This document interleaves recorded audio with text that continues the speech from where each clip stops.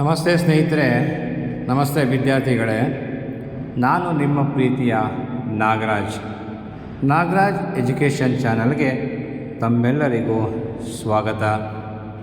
ಇವತ್ತಿನ ಈ ವಿಡಿಯೋದಲ್ಲಿ BCom 6ನೇ ಸೆಮಿಸ್ಟರ್ ಸಂಬಂಧಪಟ್ಟ ಹಾಗೆ ಒಂದು ಪ್ರಶ್ನೆ ಪತ್ರಿಕೆಯೊಂದನ್ನು ಈ ವಿಡಿಯೋ ಮುಖಾಂತರ ತಮಗೆ ತಲುಪಿಸುವ ಪ್ರಯತ್ನವನ್ನು ಮಾಡ್ತಾ ಇದ್ದೇನೆ. ಪ್ರಶ್ನೆ ಪತ್ರಿಕೆ ವಿಷಯ ಮ್ಯಾನೇಜ್ಮೆಂಟ್ ಅಕೌಂಟಿಂಗ್. ಈ ವಿಷಯದ ಕುರಿತಾದ ಪ್ರಶ್ನೆ ಪತ್ರಿಕೆ ಈ ವಿಡಿಯೋದಲ್ಲಿದೆ.